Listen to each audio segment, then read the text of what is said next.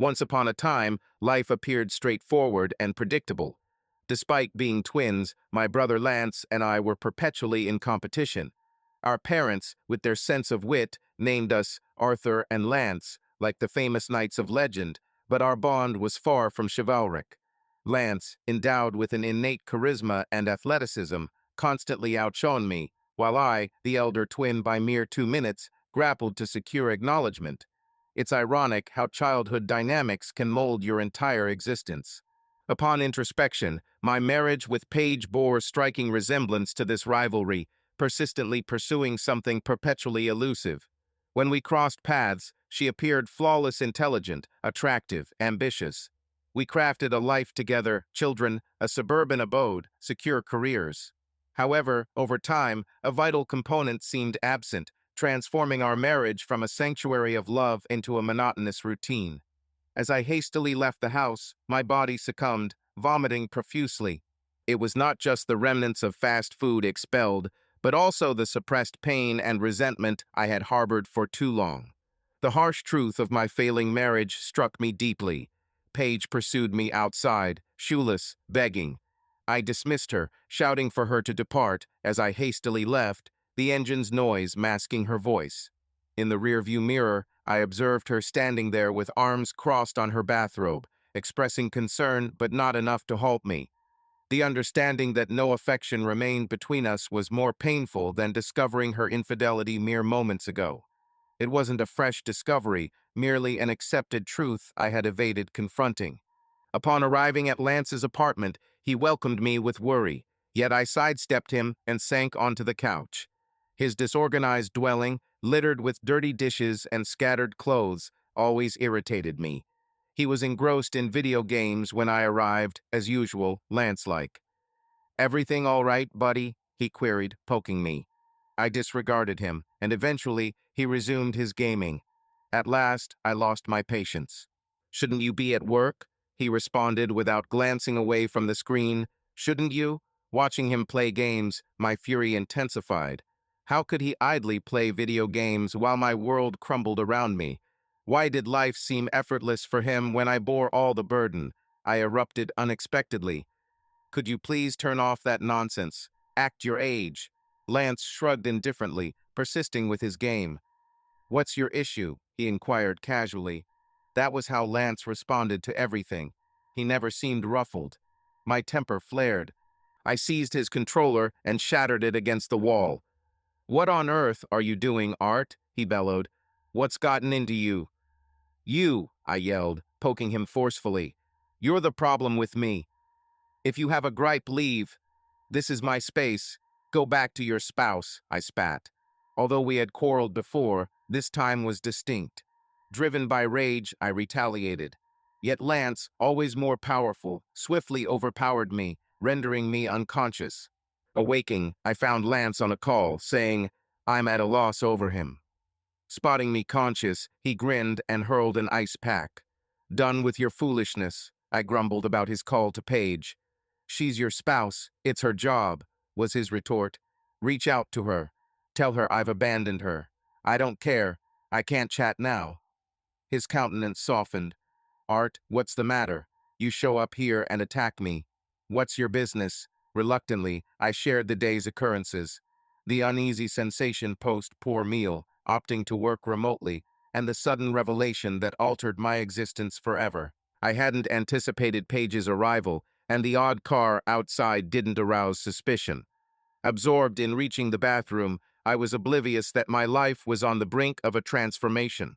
Upon concluding my narrative, Lance grew stern. "That enchantress!" he exclaimed. "Curse her!" I responded with a grim chuckle. Funny, that's exactly what he was doing. Ignoring my remark, Lance began to stride restlessly. "Who is this person? Do we know him?" He paused, looking troubled. "Please tell me it isn't Brian."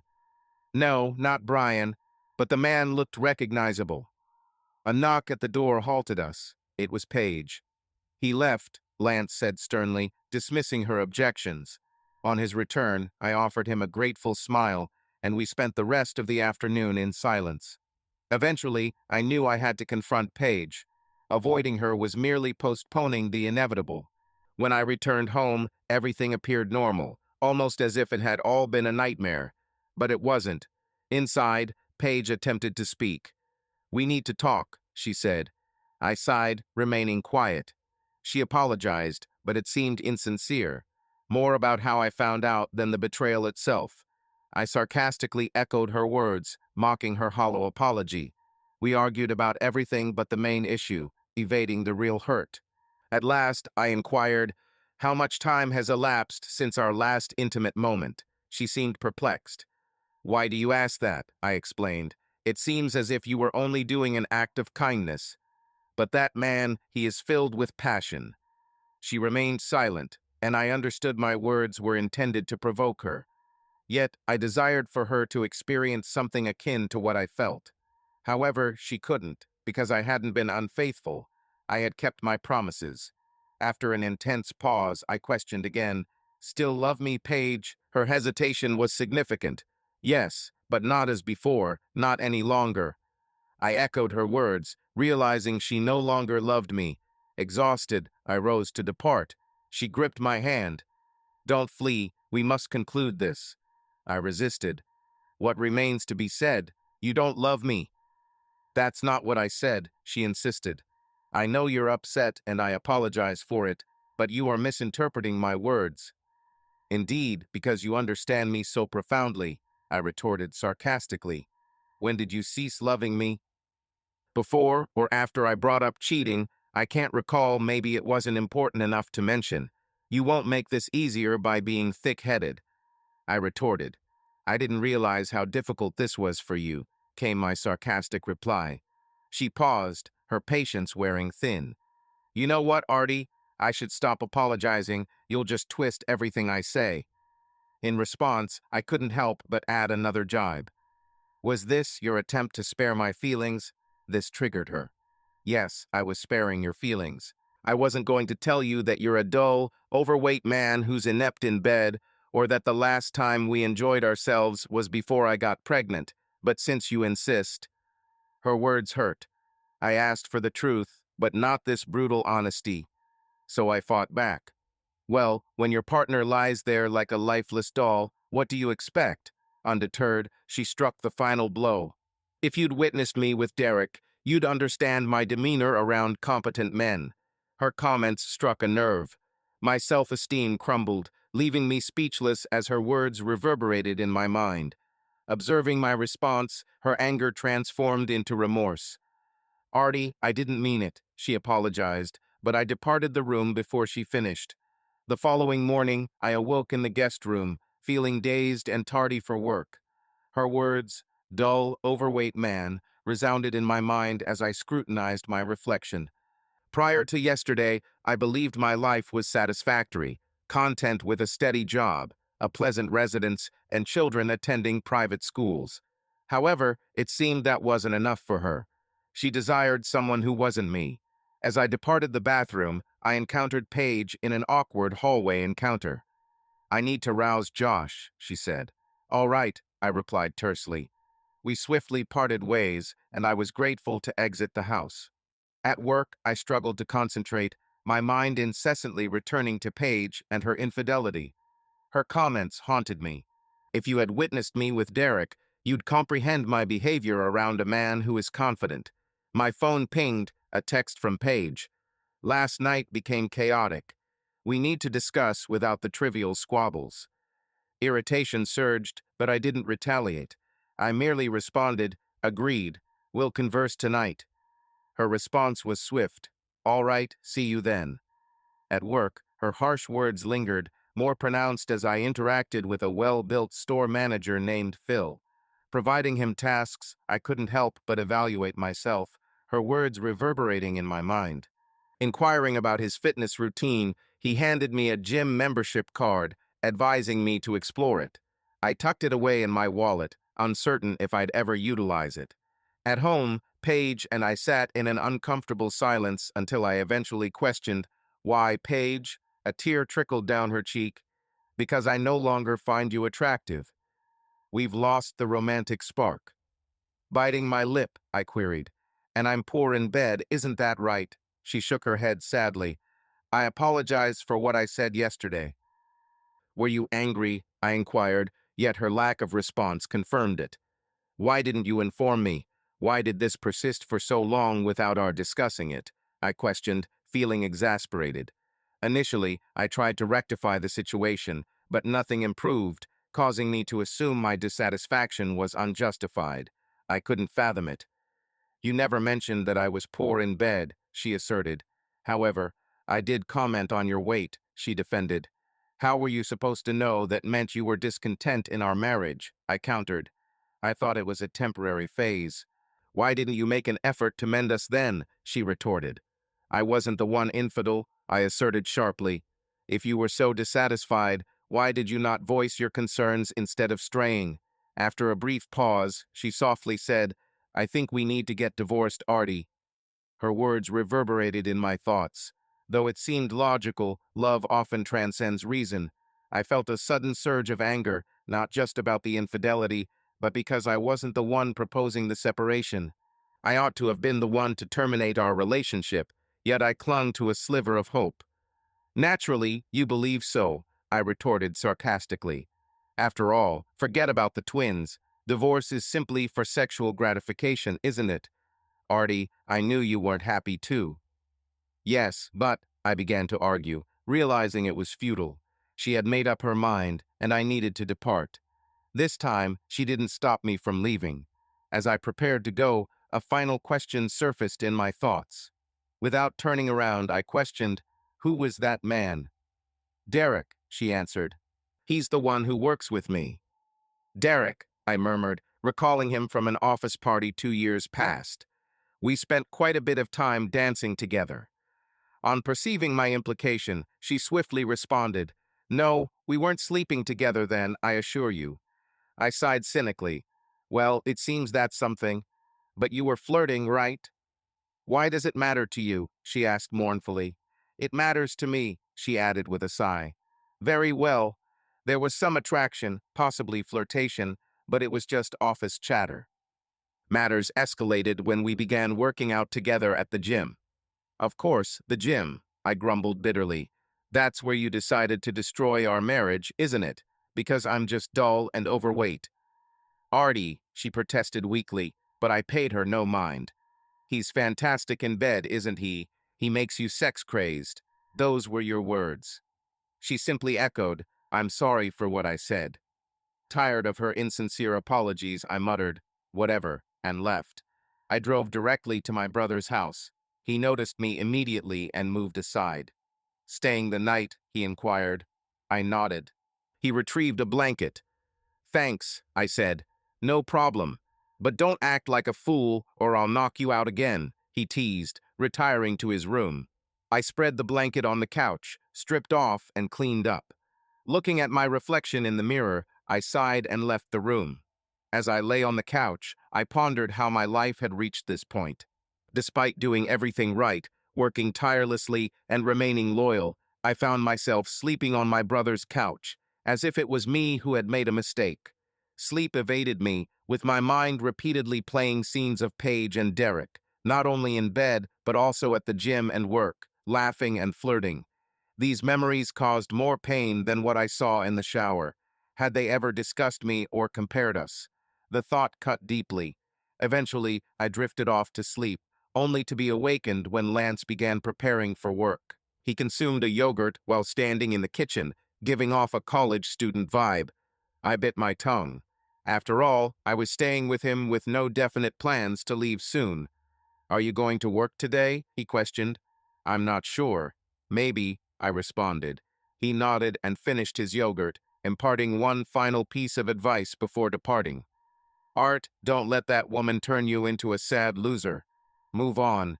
There are many women out there.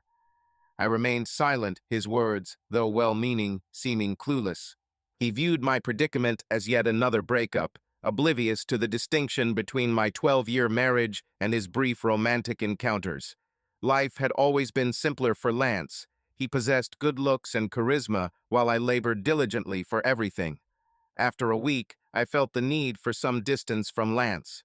Paige repeatedly texted me, inquiring about my whereabouts and whether I would return. I chose to disregard her messages until she mentioned the twins had queries.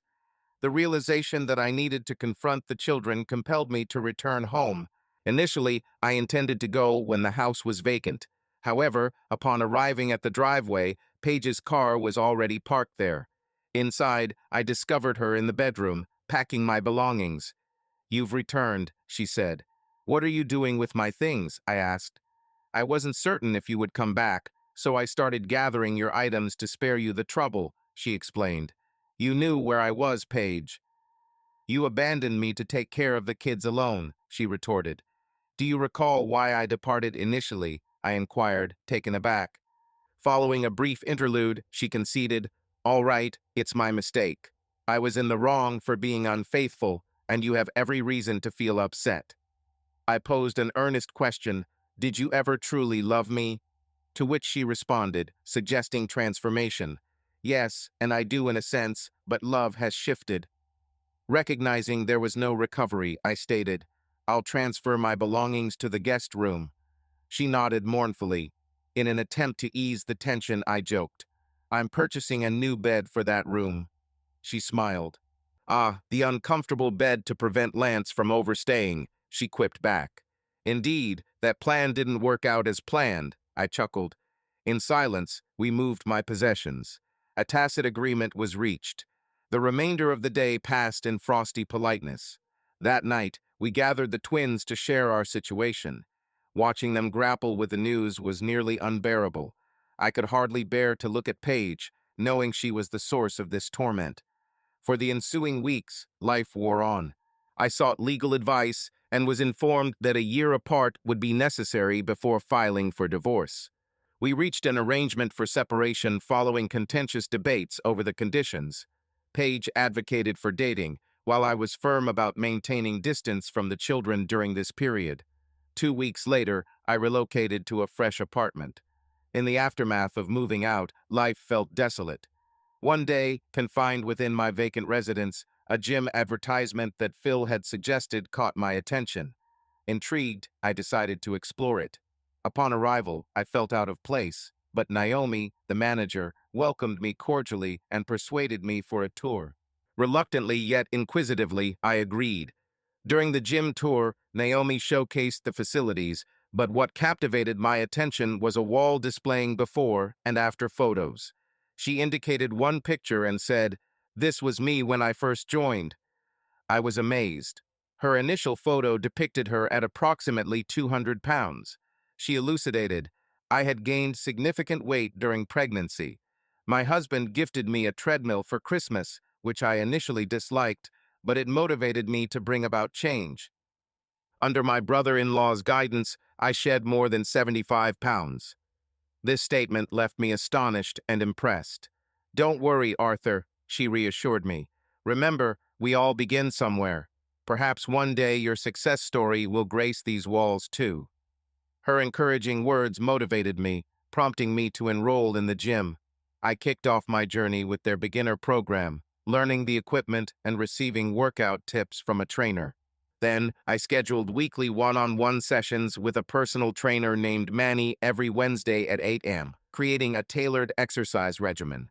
Alongside this, I sampled various classes, enjoying the Thursday cycling sessions, but finding yoga less enjoyable than anticipated. The camaraderie of fellow fitness enthusiasts made my journey feel less isolating. The gym proved instrumental in maintaining my sanity amidst escalating issues with Paige. On one particular night, I dropped by our old home to see the kids and discovered Paige's niece looking after them. When I inquired about her whereabouts, the niece appeared uneasy, subtly suggesting that Paige might be out with Derek. I opted to stay and bond with the children instead, sending the niece home. At 11, Paige arrived, catching me off guard. She wore a black dress that accentuated her beauty, yet her messy hair hinted at an evening not spent dancing. Calmly, I mentioned I came to check on the children, and having found Penny there, sent her home. If I'd known she'd be late, I wouldn't have. Her apology followed as she appeared not to meet my gaze. A sigh escaped me, feeling drained emotionally. "I didn't realize you were here." "I'm sorry," she said. Later at the gym, I pushed myself through a demanding workout. However, stepping onto the scale revealed only 10 pounds lost over 3 months. Furious, I stormed out, convinced life was unjust. Naomi noticed my state and inquired about my well-being. Before long, I unburdened myself my weight loss woes, Paige, the children, and even Lance. She paid close attention and afterwards inquired, "What is it you truly desire, Arthur?" I confessed that I sought self-satisfaction. She clarified, "Merely shedding weight won't bring happiness. True self-worth stems from within, not just aesthetics. You must comprehend your value beyond physical appearance." Her sentiments resonated with me. She then handed me a card for her brother-in-law, Jerry, a fitness trainer and life coach, suggesting I fully commit if I decided to work with him. A week afterwards, I encountered Jerry, who was athletic and imposing. He was formal, bordering on aloof, and cautioned me that this wouldn't be straightforward. His method was disciplined, no concessions, no exceptions. He even scrutinized my kitchen and posed personal queries about my conduct. Despite his stern exterior, I consented to adhere to his program. Jerry's plan was rigorous. The initial day, I met with a dietitian who enlightened me about wholesome eating. I grasped how much my diet required alteration and started preparing all my meals. The workouts proved grueling, yet I adapted over time. Amidst the struggles, I recognized my advancement, both physically and psychologically. Persistent hunger and fatigue plagued me, while my entire body throbbed with pain and even routine tasks seemed daunting. All I craved was respite, but my children's needs prevented it. Despite my exhaustion, I prioritized them. Paige, in her kindness, eased my burden. She was unbothered by my unexpected visits. Perhaps it was guilt, but I sensed she genuinely aimed to ensure the kids' well-being. She graciously permitted me to keep a house key. I suspect our silent pact was mutual respect for privacy. Sadly, I breached this trust. Jealousy overpowered me. It began as harmless curiosity, merely exploring when I thought I wouldn't be caught. I sought nothing particular, just trying to understand their life without my presence. The first peculiar discovery was a new toothbrush in the bathroom. Initially, I paid little heed, yet discovering men's shower gel in the bathroom caused apprehension. There was no male clothing in the closet, but a pair of boxer shorts appeared in her laundry hamper. The sight of another man's undergarments mingled with my wife's belongings felt invasive, as if he was encroaching upon my territory. I suppressed my fury and continued as though nothing had happened, not wanting her to realize I was prying. Maintaining secrecy seemed a means of amassing more facts. Moreover, I wished to project an air of indifference, giving the impression that her actions held no weight. I also queried the children if they'd noticed anything odd or if new individuals had been present. They showed no understanding, so I surmised Paige was adhering to our agreement by excluding them. It appeared her dates took place during school hours or on nights out, but regardless of my efforts to disguise it, I believe Paige perceived my distress. It's challenging to keep such anguish hidden for extended periods. Occasionally, she'd cast a remorseful gaze at me when she noticed me observing her, aware of how effortlessly she progressed while I was trapped in reminiscence. It was painful, and there were times when I couldn't feign indifference. Jerry's workouts provided respite. His stern commands during bench presses or slaps on my abdomen during sit-ups diverted my attention from thoughts of Paige. Even his sarcastic jibes about my nickname served to funnel my anger away from my personal struggles. Work also became a sanctuary. Much like many men in similar circumstances, I found comfort in my occupation. At work, I was judged on merit. Performance and results mattered. If something wasn't functioning properly, it was fixed. If only relationships were as simple. As months rolled by, both swiftly and laboriously, the days were filled with anguish. Yet, pain served as a reminder that I was still breathing. The human body has a remarkable capacity to recover and adapt. With time, I grew stronger, both physically and emotionally. Gradually, my heart hardened towards the predicament with Paige. The subtle transition in our relationship escaped my notice until it had transformed considerably. This transformation became apparent a fortnight prior to our separation anniversary. One evening, with the kids asleep and waiting for Paige's return so I could depart myself, I accidentally spilled soda on my shirt. I decided to wash it immediately, assuming she wouldn't be home till much later. However, she returned earlier than expected, causing me to rush to the kitchen to retrieve my damp shirt from the dryer. I felt self-conscious, wary of her past criticisms regarding my physique. While engrossed in untangling the shirt, I failed to notice her presence until I heard her footsteps halt behind me. Turning around, I found her gazing at me, her eyes wide with an air of surprise. Her scrutiny amplified my anxiety, and I tried to conceal myself with the disheveled garment. Hey, Paige, how was your evening? I inquired, attempting a casual tone while longing for her to cease her stare. She responded calmly, maintaining eye contact. I'm good, she said. Right. The air was heavy with tension, her gaze suggesting a silent evaluation of me against her ideal. With what remained of my dignity, I resisted the urge to escape. Instead, I straightened my back and announced, "The children are asleep, dinner is served, and their homework is completed. I'm about to leave now. If you don't mind, I'd like to use your bathroom before I go." I swiftly departed the kitchen. Upon reaching the bathroom, I was finally able to unknot my shirt. Glimpsing myself in the mirror before dressing, I was taken aback, much like Paige earlier.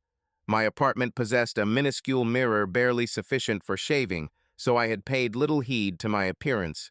Following my disheartening way in, I had purposely avoided mirrors, preferring to remain in blissful unawareness.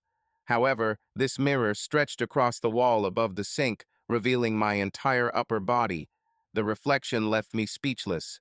My physique had become more defined, and my waistline had significantly reduced, making my previously protruding fat disappear. My shoulders had broadened, giving me a more pronounced V shape.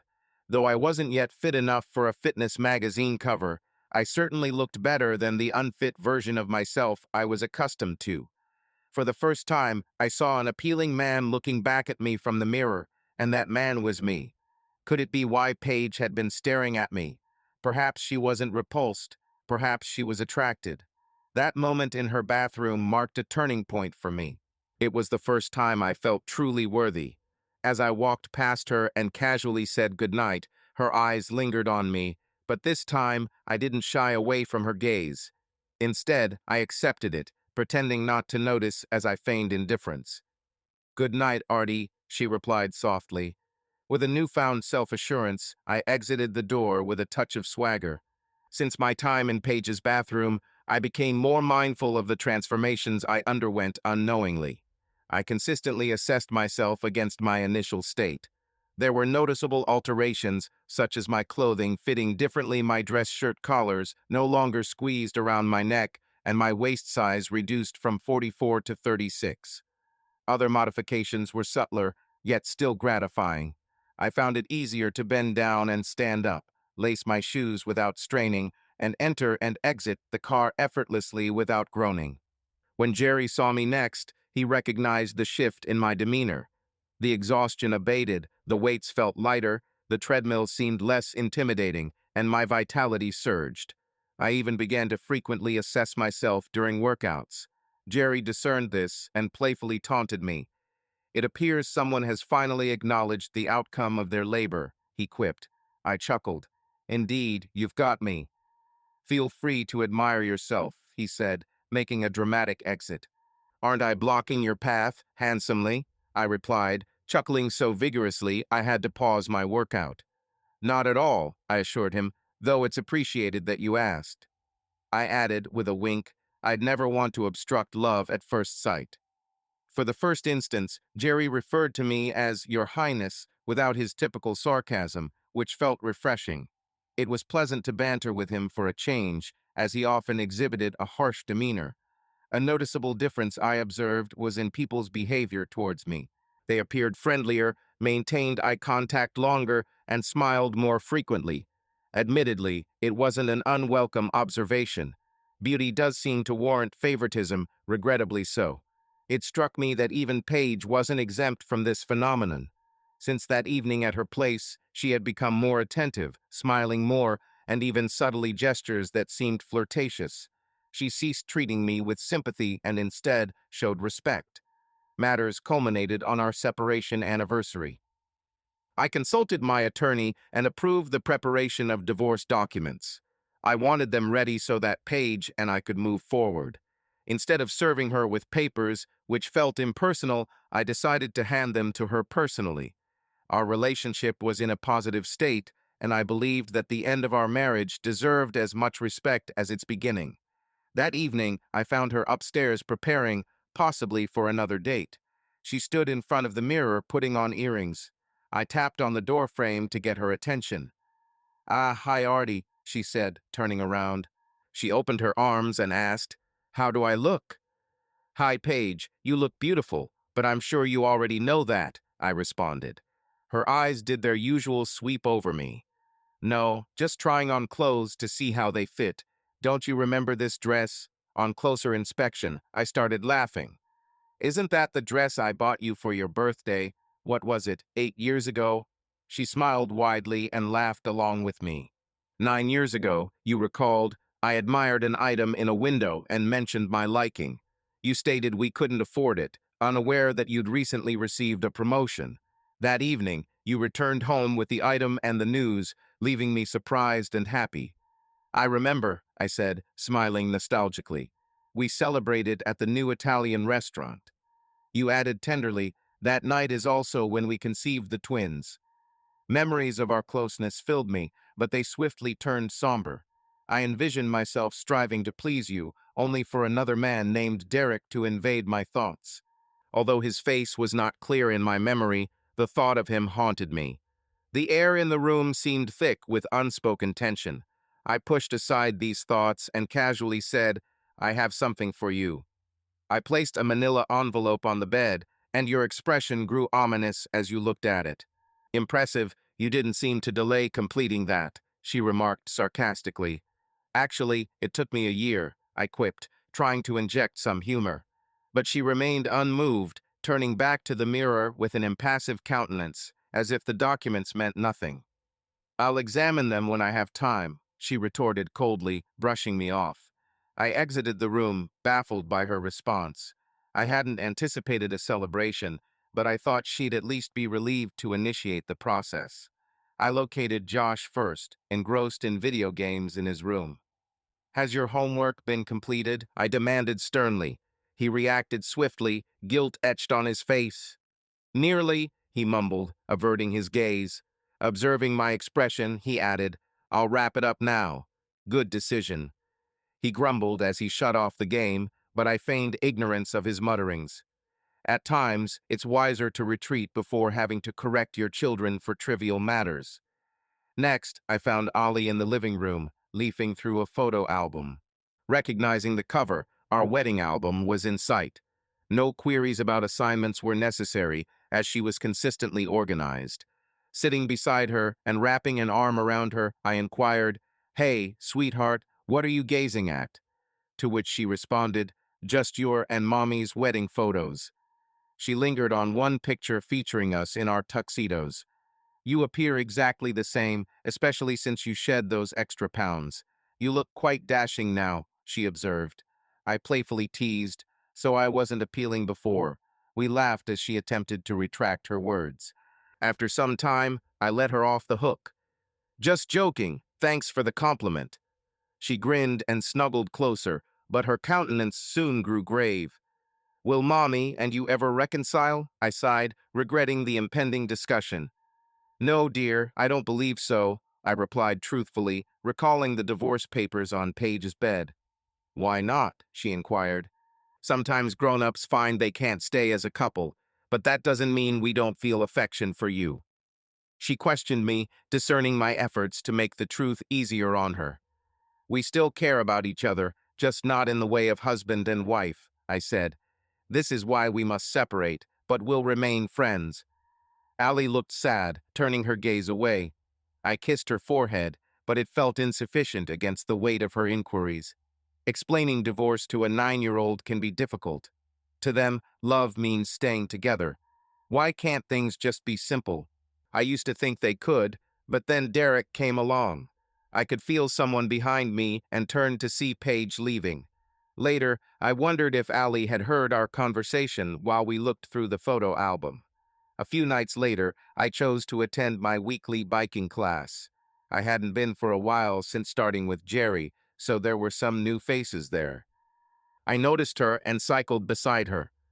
"Hi, Colleen," I greeted warmly. She identified me and returned my greeting with a smile. "Arthur, it's been a while.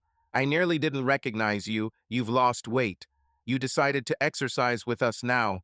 Where have you been?" she quipped, her gaze appraising me. I reddened. "I've been here, just working out at different times. How come we haven't run into each other? As I said, you're too fit for our group," she joked, nudging me good-naturedly.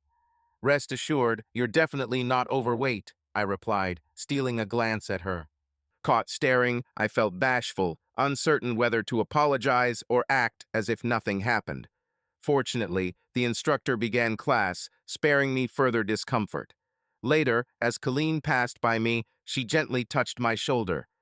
"Don't be a no-show," she said with a playful grin before leaving the room. I pondered whether she was flirting with me. Over a prolonged marriage, I found myself uncertain about recognizing signs anymore. In the ensuing weeks, I continued attending classes mainly to interact with Colleen. Each encounter followed a predictable pattern, leading me to believe she might be interested in me. However, I kept delaying asking her out, always faltering at the last instant. Jerry observed me showing interest several times, but remained silent, though it was clear he understood the situation. One day, Colleen approached me, appearing a bit bewildered, and said, "Your friend over there mentioned you had something to discuss with me." She gestured behind her, and I spotted Jerry in the distance, grinning and winking at me. I mentally chastised him. Yes," I replied hesitantly. She waited patiently, allowing me time to gather my courage. Eventually, I found the boldness to ask, "Would you consider spending some time with me sometime?" She seemed thoughtful initially, and I prepared myself for a refusal. She beamed and queried, "Are you proposing a date?" My newfound courage allowed me to reply, "Indeed, I am. Fancy going out with me?" She scribbled her phone number on a slip of paper and said, "Call me tonight." Her jest left me perplexed. "Your buddy wagered I wouldn't ask you out, thinking I was too timid," I remarked, glaring at Jerry. "True, but I believed in you. Now I've earned $10 from you," she retorted. "Glad to be of service. Let me know when I can make him lose again," I quipped, and we chuckled. She bid her farewell, instructing me to phone after 8. Upon her departure, Jerry ambled over with a satisfied expression. "What's up?" he inquired, feigningly innocent. "She dropped by to inform you of your obnoxious behavior," I retorted, flinging a towel at him. He chuckled and dismissed it. That evening, I encountered another predicament. It had been over a decade since my last first date, leaving me clueless about where to take Colleen or what to anticipate. Did dating norms stay the same since my relationship with Paige? My thoughts swirled with queries. Dinner, a film, or something more daring? To my surprise, Lance provided the most practical advice. "I usually take a woman somewhere unanticipated. Dinners and movies are dull initial dates and may result in being friend-zoned. Opt for something distinctive, like taking her to a shooting range or batting cage instead." I couldn't think of any novel idea, but then Lance proposed, "Why not go on a bike ride?"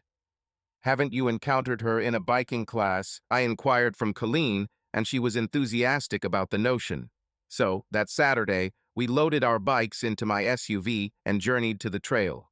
However, what appeared as a sound plan soon backfired. Meeting on a first date turned out to be a sweaty and uncomfortable method to connect, providing limited opportunities for dialogue. When we did pause, we were too breathless to converse much.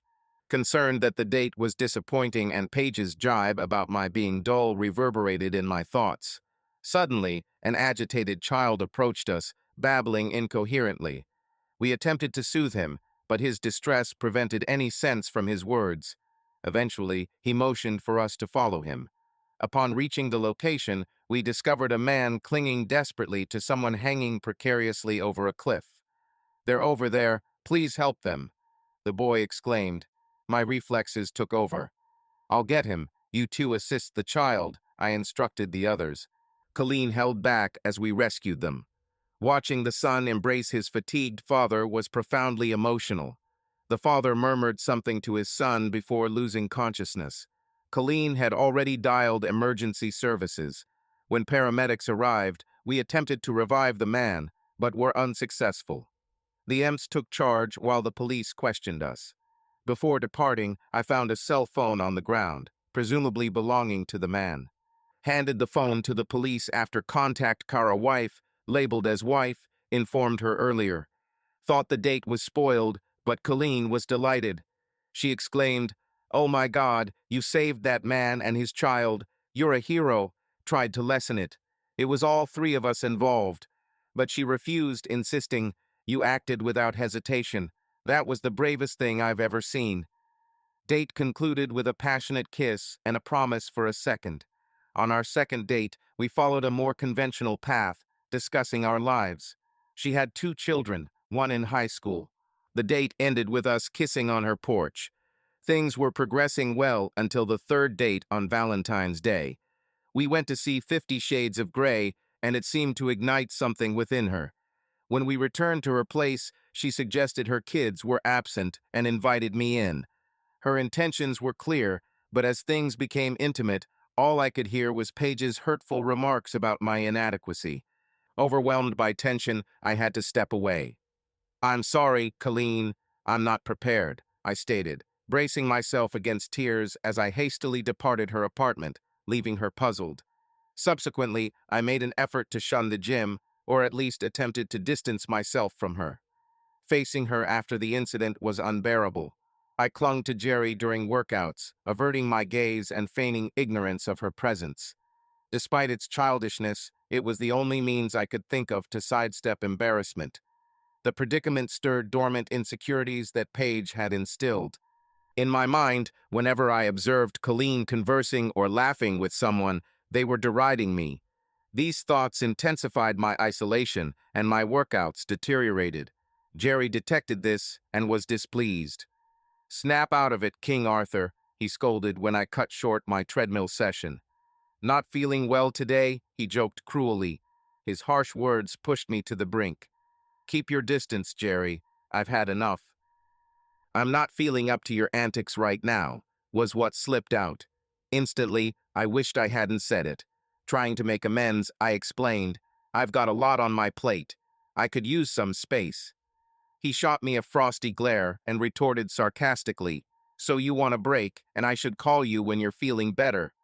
Although I knew he was deriding me, the idea of a break appealed to me. "I merely need you to tone down a bit," I pleaded, hoping for some empathy. To my astonishment, he shrugged. "Fine. Why not?" "Really," he replied casually. "I don't want to squander time on someone who can't get their act together. Let's wrap up our sessions so I can attend to clients who genuinely care," he said indifferently. "What in the world, Jerry?" I queried, bewildered as he left. I pursued him, seeking an explanation. "So 1 day off, and you cut me loose? After all my efforts, I'm not even worthy of a second chance," I lamented. He disregarded me, but I continued to press until he turned and shoved me against a machine, keeping me pinned there. His voice was full of fury. "So you need 1 day, and that's it for us? You, Arthur, are nothing but a complainer. You think you deserve sympathy just because your wife didn't value you. But that's not how life functions. Winners rise up and disprove people. Losers whine." Jerry's words pierced me, and I barely restrained my fury. He regarded me with a smirk, asking, "So, Arthur the King, are you a winner or a whiner?" His challenge ignited my blood, but I stood firm. He motioned towards the treadmill, commanding, "Get back on and give me another 20 minutes. Driven by wrath, I sprinted faster than ever before, testing my limits. When the treadmill eventually halted, I stormed to the locker room, seething. Jerry trailed behind and sat beside me in silence as I panted heavily. After a prolonged silence, he confessed. My wife refused my proposals 3 times until she agreed. She had been in love with another man. His voice held a vulnerability that I hadn't perceived before. "You inquired about the unknown man, and he disclosed he was her late husband's counterpart. This revelation left me astonished. It later transpired she was a widow, and despite Jerry's endeavors, he constantly grappled with the feeling of falling short compared to her deceased spouse. In a rare instance of candor, he confided this in me. "How did you navigate through that?" I questioned. He conceded, "I endeavored to demonstrate my worthiness, but in the end, she perceived me merely as a trusted ally." His discontent was evident. He expounded on his struggles, stating that despite appearing like an advertisement for GNC, everyone experiences rejection. "It's not about physical appearance," he stressed. "Superficial confidence, rooted in others' validation, is insubstantial.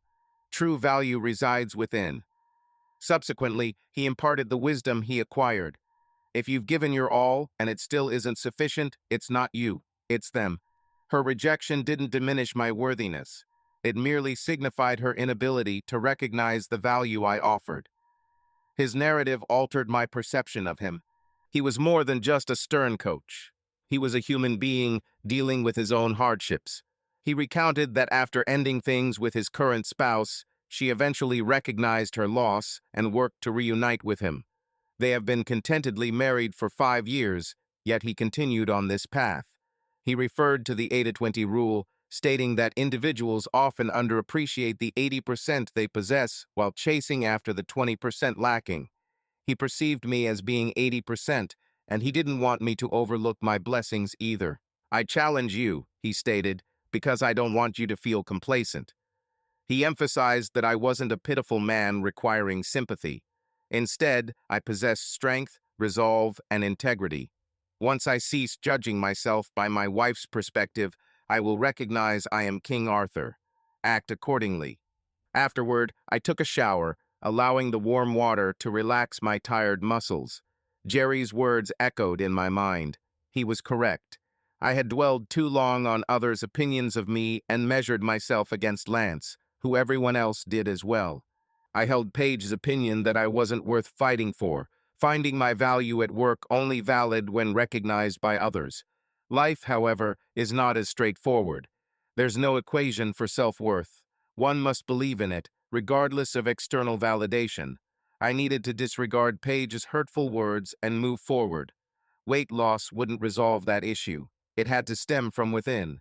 Later that night, I was awoken from a deep sleep by my ringing phone. Groggily realizing it was 4 a.m., I answered Lance's call with sarcasm. "What, Lance?" he asked, sounding unusually worried. "Did I wake you?" I retorted, fully waking as I sensed unease in his voice. "What's wrong?" He hesitated before revealing, "Julie's pregnant." Confused, I inquired, "Who is Julie?" To which he replied, reminding me of the young blonde cheerleader we met on our birthday. I raised an eyebrow, questioning her legality. Lance grew defensive, claiming she was 20 and lived independently. I taunted him by asking if he had verified her ID, which only escalated his irritation. "Are you always so arrogant?" he retaliated. I countered, "Do you constantly behave like an immature teenager? You're 35 and impregnated a 20-year-old, haven't you heard of protection?" His tone hardened. "You know what, Art? Get over it. You think you're infallible, always looking down on me. You were the favorite child, the golden boy, while I was the disappointment. Despite this, I expected some empathy, but your complaining only angered me further. Save yourself, Lance. Everyone idolizes you, the star football player. Your parents have always rescued you, yet when my life crumbles, I'm on my own. I was always the one being compared to you," he shot back. "That's preposterous. Every time they aid me, they advise me to emulate you, and you act as if no one ever helps you. But when your wife cheated, where did you end up crashing?" he asked. "I was the one who provided protection. I've always stood by your side, even going as far back as high school, where I defended you against bullies. Therefore, cease with your accusations of loneliness." Moments ago, I found myself on the verge of retorting to Lance, but I paused instead. I took in his words, and they resonated with me. He was correct. Despite our disagreements and my criticisms, he had always been there for me during hardships. Perspective shifted, I started viewing things from his angle. Growing up, I was envious of him. failing to notice how frequently my parents boasted about my accomplishments since I was preoccupied with their pride in him. I perceived him as the tall, handsome guy who seemed to have it all easy, but from his standpoint, after abandoning college, he felt like a perpetual failure. Our parents often intervened to aid him because they didn't think he could manage alone, which likely affected his self-worth. Now, he was anxious due to the impending arrival of a child and feeling incapable. So he reached out to me, his twin brother, for support. And how did I respond? I acted poorly towards him. "You're correct, Lance," I acknowledged sincerely. This statement took him aback due to its unexpected tone. Seizing the moment, I added, "You've consistently stood by my side, regardless of the circumstances. You've always been the one I rely on." "Thank you," he responded, still sounding perplexed. Changing topics, I inquired, "By the way, how far along is she?" With a more somber tone, he answered, "A few months, and she informed me just today." "Wow, are you two keeping it a secret?" he confirmed. "Yes," the gravity of their decision audible in his voice. "What do you think about that?" I asked. After a pause, he admitted, "I'm terrified, Art. How can I raise a child? I still live like one. I'm not like you. Josh and Allie are fortunate to have a father like you. What will my child think of me?" I was reminded of the same apprehensions I had when Paige was pregnant. "Lance, please stop judging yourself against me. That's been a constant mistake I made with you. Unbeknownst to you, I've always envied you." This statement surprised him. "Knock off the pretense, Art. Why on earth would I be jealous of you? You've got your life in order, especially now that you've shed those extra pounds." This comment caused me to smirk at the irony. Exactly, Lance. Neither of us should envy each other. I'm tackling my issues. Why can't you do the same? If you want to be accountable, then step up. If you aspire to be a good father, educate yourself on how. That might sound simple, but it takes effort. He grumbled in response. "You're right, it does take effort. But if anyone can put in that work, it's you. You're one of the most robust individuals I know. I wouldn't hesitate to bet on you." This statement caught him off guard. "Really?" he asked, genuinely surprised. "Without a doubt," I replied sincerely. "I always thought Lance could mature beyond his irresponsible moments, and I sensed that the time was right now." We spoke for another 2 hours, and the more we discussed, the more confident I became that he'd make an excellent father. He wasn't dealing with this situation like all the others. He fretted, contemplating the impact of his actions on his child. "Isn't this what every conscientious father does?" I disclosed my own parenting shortcomings, hoping it would alleviate his solitude. Some anecdotes made us chuckle, others served as warnings. I bantered about destiny possibly giving him a daughter as retribution, and he found that amusing.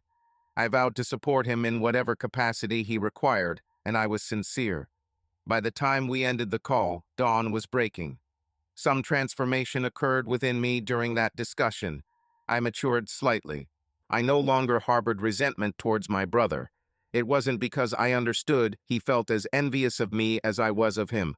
It was because I began to view myself differently. I was the dependable one, the astute one. These were attributes I should take pride in. They constituted my 80%, and I didn't need the remaining 20%.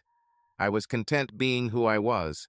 I rose and readied myself for work, feeling better than I had in a while. Life progressed at an even keel after that. Months elapsed and my perspective improved. However, Jerry seemed like he wasn't needed anymore due to my weight loss transformation, which had completely erased my previous self. Nevertheless, his true motive for departing was because I saw myself differently. My newfound confidence was something he had always aimed for. Reflecting on the situation, it became clear how methodical his strategy was. The sarcastic remarks, demanding workouts, and unyielding demeanor were all part of a plan to prevent me from viewing myself as a victim of destiny's cruel joke. Admittedly, he deserved every penny I should have paid him. In our last workout, tinged with bittersweet emotion, matters between Colleen escalated. I found myself transfixed upon her presence, and Jerry noticed. "Are you going to keep staring at her, or actually speak to her?" he asked, reading my mind. I hadn't even realized I was gazing until he drew attention to it. "Sorry, Jerry, I'm returning to lifting," I muttered, swiftly executing some arm curls and returning the weights to their rack. "Art," he whispered carefully, "I don't intend to pry, but it's clear you yearn to speak with her. Whatever the situation, it seems overly arduous to pretend she isn't there." I shifted uneasily, flushed. "Am I that transparent? Was that meant to be discreet?" He chuckled. Seeing my shocked expression, he added, "Just approach her. I can't. After what transpired, she might merely laugh and depart." He shrugged dismissively, then stopped gazing at her from afar in the room. "That's more effective," he said smugly. His self-assurance infuriated me, yet I acknowledged his wisdom. I noticed Colleen leaving for the locker room and, summoning my courage, chased after her. "Colleen," I called out. She halted, appearing awkward as she fixed her gaze on the floor. "Arthur," she replied swiftly. Her behavior did not instill faith, but I pressed past the discomfort. "How have you been?" I asked hesitantly, my tone reflecting my apprehension. Mustering my resolve, I spoke. "I was thinking perhaps we could discuss something, clear any misunderstandings." She agreed promptly. "Whenever would be convenient for you," I ventured to guess. "Right now doesn't work, but later, after you've freshened up?" "Indeed, I require a shower first, but let's chat then. Is that fine with you?" I consented, relieved. As she left for the locker room, I relaxed, having navigated the awkward moment successfully. Jerry, nearby with Naomi, signaled his approval with a thumbs up. Following our showers, we convened at a Golden Corral. During our meal, I found it hard to initiate the conversation. Light banter filled the void, but her growing impatience was evident. Finally, I steeled myself. "I wished to discuss that evening, when things could have progressed." She squirmed uneasily, shaking her head. "There's no need for an explanation. It's all right. It's not the first time a man wasn't interested in me. I've grown accustomed to it. My ex-husband wasn't either. I'll move on." This left me astonished. "What is it?" she sighed wistfully. "He would call me names like Piggy and poke my stomach in front of his friends." Tears filled her eyes, and she tried to rush towards the bathroom, but I held her hands. "Colleen, you misunderstand," I said softly. She looked at me, pain visible in her eyes. "Your former partner was foolish. I don't know what his issue was, but that's not how I see you. You are attractive, fun, and beautiful." "Why then?" she questioned. Taking a deep breath, I revealed my past, my concerns, my history. She listened attentively without interruption. When I finished, her reaction surprised me. She erupted in uncontrollable laughter. "What are you laughing at?" I asked, startled. This was precisely what I dreaded. She managed to control herself and stop me from leaving. "I'm not laughing at you," she explained, catching her breath. "I'm laughing at us, this whole situation. Our spouses had told us we were unattractive, clumsy in bed, and overweight. I wondered if your ex labeled you dull too." I chuckled, to which she nodded while trying to suppress another giggle. Our laughter grew so intense that we could not be stopped, despite the odd looks from people nearby. The discussion escalated into a game of who received the most damning remarks from their former partners. She took the lead, her ex having had more practice in dishonesty. At least Paige hid her contempt until the end. "I didn't expect today to turn out this way," she said, smiling. "I feared I may have come on too strong and frightened you off. I genuinely liked you and didn't want you to see me as he did. For once, I wished to feel attractive, even for a single night. So I made an effort. When you didn't reciprocate, I felt like a failure." I returned her smile. "I understand now.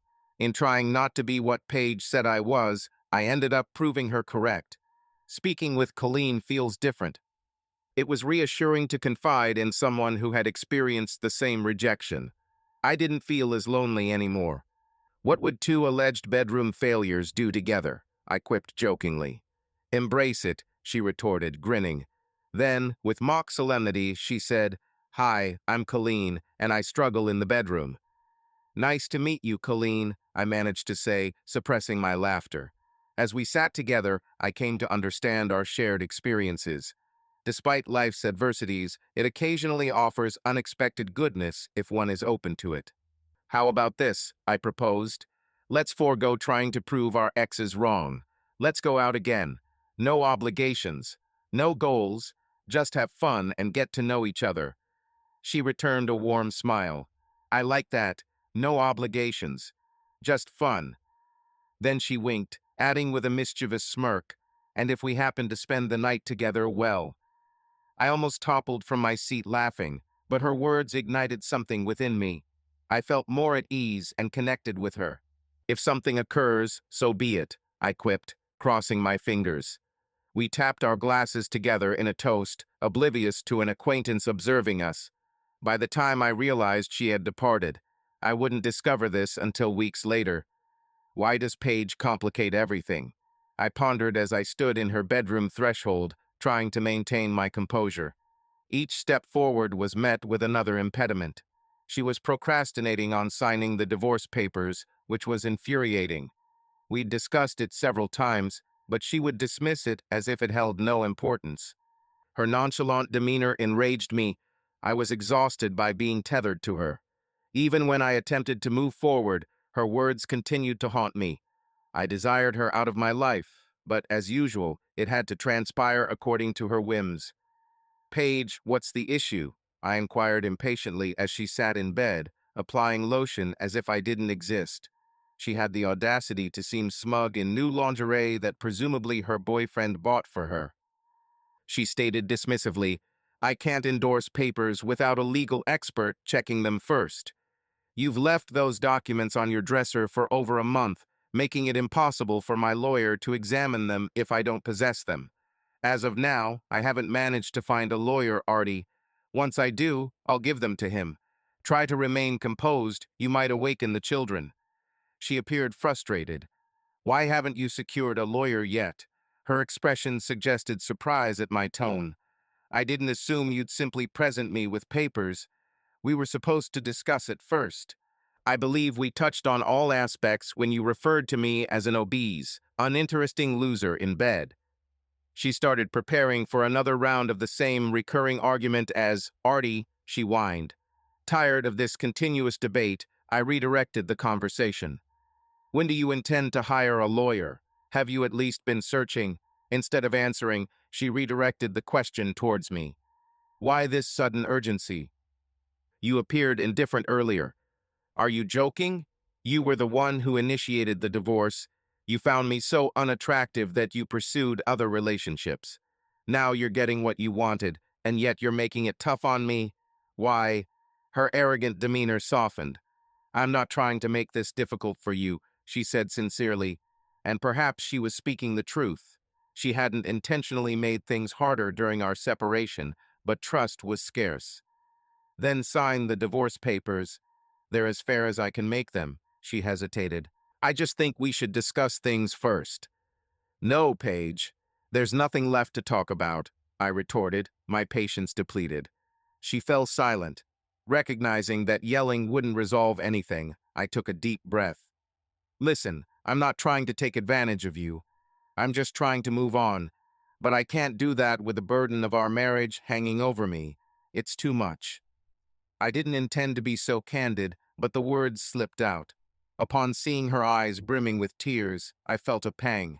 I'm sorry, Artie. I've been awful to you, she conceded, and I remained silent, merely listening. When she noticed my silence, she inquired, Can you ever find it in your heart to forgive me? Could I truly forgive her? Could I leave that day behind? Over the passage of time, the pain receded, and that day became mere pages in my past. I do forgive you, Paige, I said. She smiled, feeling relieved. Really? She asked. Yes. Now, let's focus on moving forward. Her face displayed relief. That's all I've wanted, to know you forgave me. Feeling hopeful about our dialogue, I added. Excellent. Now, you can complete the paperwork with a clear mind. Her smile waned into dismay and then wrath. Hold on, are you simply saying what I want to hear to get me to sign those papers?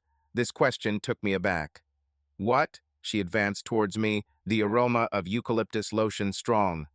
Who is she? She snapped, glaring at me. Who? I asked, still puzzled, stepping back as she closed in. The woman you've been seeing is called Colleen. I wondered how she knew about her. Then it struck me. She was jealous. The audacity of it made me laugh, which only intensified her anger. "Is this amusing to you?" she asked angrily. "Indeed, it is. The hypocrisy is quite amusing," I replied. She disregarded my comment. "Who is she?" she persisted. I didn't have to answer, but I chose to. "I met her at the gym," I said. Her response was laced with irony. "The gym? Of course." "How do you know about her?" I questioned, trying to redirect the conversation. She hesitated before confessing. "I saw you at Golden Corral a few weeks ago, laughing with her. I became curious and checked your phone." "You went through my phone?" I exclaimed, feeling violated. We were no longer married. "Yes, I found text from a woman named Colleen and pieced together the information." I almost got upset, but then remembered my own snooping. Instead, I shrugged. "What difference does it make? We're separated." "You're with Derek," she said casually. "Did you assume I'd remain single while you were enjoying your freedom?" Her anger flickered briefly before dissipating. She appeared to acknowledge her own inconsistency. "I didn't consider you with someone else," she conceded softly, a note of sadness in her voice. Instead of feeling validated, I felt insulted. "So, because you didn't want me, you thought no one else would?" I retorted. "You're attributing thoughts to me that aren't mine," she retaliated.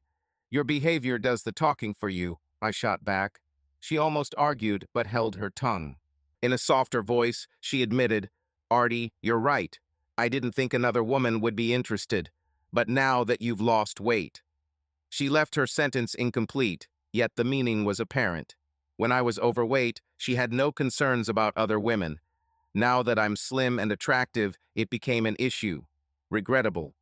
"It doesn't make a difference, Paige. You're with Derek." She confessed that she and Derek had parted ways some time ago, causing a momentary gloom to pass over her face.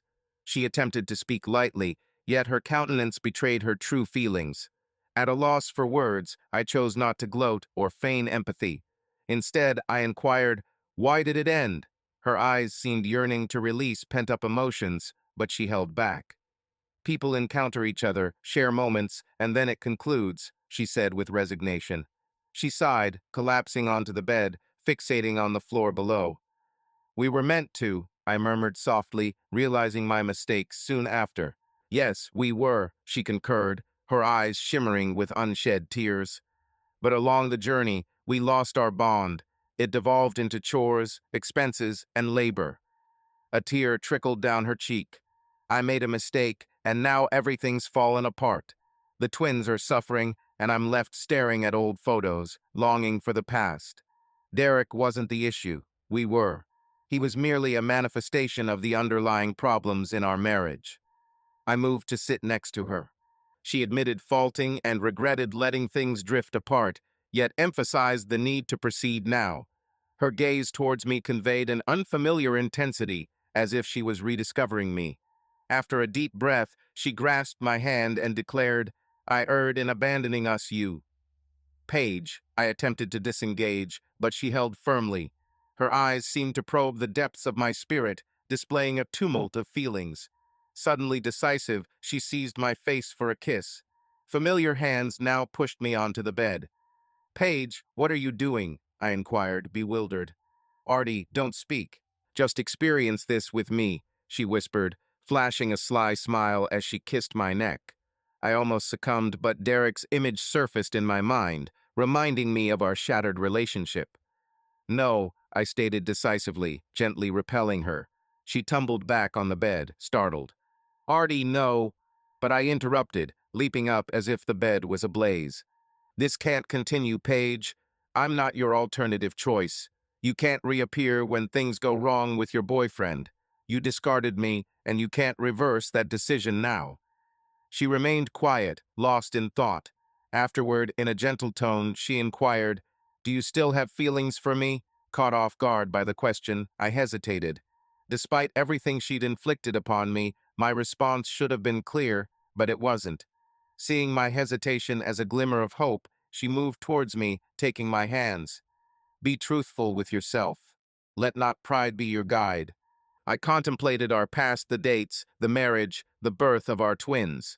I acknowledged that I once loved that version of Paige, but this Paige, who had caused me so much pain, was a different person. Yet they were still the same individual. It was a complex emotion, but I knew my response. No, I don't love you like that anymore, Paige. The burden of those words filled the room. A sentiment that once broke my heart now left her shattered. Tears cascaded down her face as she distanced herself from me, treating me as a stranger. She collapsed onto the bed and wept, and I empathized with her plight. I recognized that pain, having experienced it myself. "You're lying," she declared, unwilling to accept my truth. "I know you still have feelings for me. I'm sorry, but I don't," I replied softly. "Too much has transpired." Her sobs echoed throughout the room, leaving me uncertain of what course to take: comfort her, remain silent, or depart. Eventually, I chose to stay put, allowing her to cope with her feelings. Following a short while, she wiped her tears and glared at me, a blend of fury and sorrow in her eyes. "You're reveling in this, aren't you?" she challenged. "You're telling me you don't derive satisfaction from dominating me after what I did?" She leveled an accusation, her words filled with resentment. Her words wounded me, but for a moment I pondered. Though I didn't take pleasure in her distress, a sense of justice seemed to pervade the atmosphere. After all the turmoil she had caused, it felt as if karma was finally restoring balance. "Very well," I replied calmly. "Suppose I do find joy in it. Is it fair of you to reproach me?" Her expression suggested disagreement, but I halted her with a raised hand. "Hear me out first. You abandoned me, Paige. You deceived, mocked, and initiated divorce proceedings. Yet I remained loyal, kept our separation discreet, let you live with Derek without protesting, even after everything. And yet you found nothing worthy of fighting for in me. But now, after losing some weight, you've found something appealing." "No," she countered swiftly. "It's not solely about the weight loss. Yes, I find you more attractive now, but there's more to it. You've changed, become more confident. This is the person I've always wanted." That statement resonated deeply. She desired a transformation in me because the previous version of myself hadn't been satisfactory for her. Despite this, she still failed to understand, and I doubted she ever would. Instead of engaging in an argument about how her reasoning was self-centered and flawed, demanding changes without providing us an opportunity, I saw no purpose in it. No longer required her viewpoint for understanding things. For the first time, indifference towards her opinion became evident. Liberated at last. "A favor, Paige," I asserted. "Sign the documents. Prolonging this process benefits neither of us." Without anticipating a reply, departed from the room, hearing her sobs as I withdrew. 6 months elapsed, and it was legitimate. The divorce papers in my possession were the solitary memento of my life with Paige, besides the children quarreling over the remote in the living room. "Josh, Ollie, don't make me intervene," I called from my bedroom. Their dispute turned into muted squabbling. Sighing, I refolded the papers and inserted them back into the envelope. Despite advancement, divorce finality still smarts. It symbolizes closure, a bittersweet concoction of pain and new beginnings. My phone vibrated with a message from Colleen. "What's your plan, darling?" I grinned and replied, "Contemplating you. Eagerly anticipate our next meeting." Our initial encounter last night was noteworthy, leaving an impression that brought a smile to my face. We proceeded cautiously, dating, visiting each other's homes, and even involving our children. While Paige was the only one who made a fuss about it, referencing our mutual agreement to shield our relationship from the kids, technically she was correct. However, we were well aware of what truly disturbed her. I had apologized and vowed not to repeat the same mistake until our divorce was finalized, which is now a reality. "I feel the same way," I responded, recalling the comfort of her body beside mine. Her ex-spouse seemed irrational for calling her dull.